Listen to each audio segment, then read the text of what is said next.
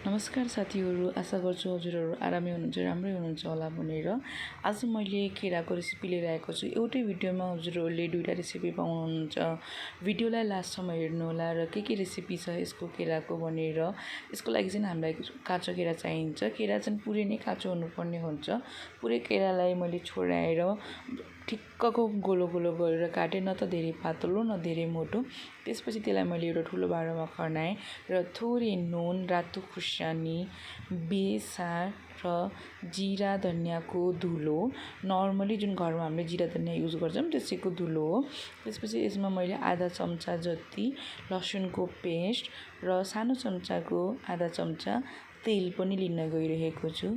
यसलाई हामीले सफ्टली सबैलाई मिक्स गर्नुपर्ने हुन्छ। मिक्स गर्दा चाहिँ हजुरको हात दह्रो नगराउनु होला। यस्तरी बिस्तारै 2-3 मिनट लगाएर मजाले यसलाई मिक्स गर्नु होला।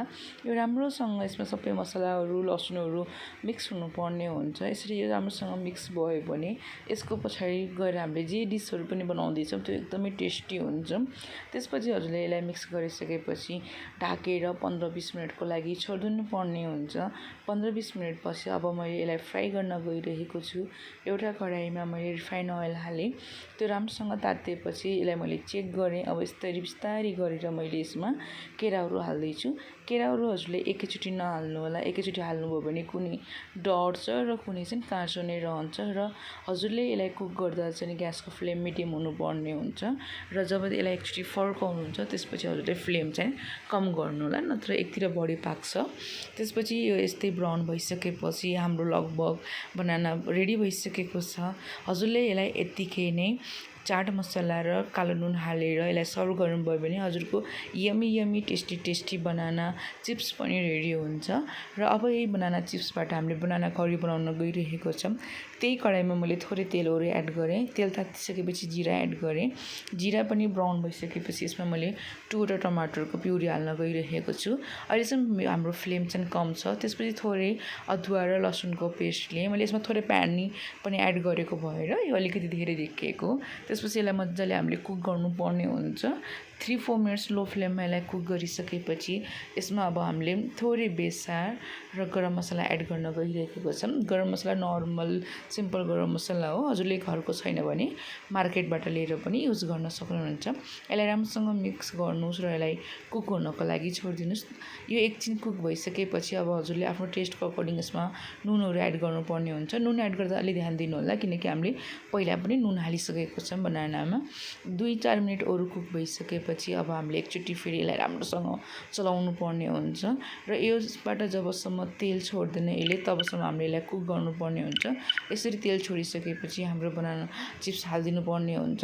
तेल छोड्नुभन्दा पहिला हामीले तरकारीहरू हाल्यौँ भने त्यसको टेस्ट राम्रो आउँदैन। टमाटरहरू काँचो आउँछ। त्यही भएर हजुरले तेल छोडिसकेपछि नै यसमा हाल्नु होला र लो फ्लेममा यसलाई 3-4-5 मिनटसम्म यस्तै गरेर कुक गर्नु होला।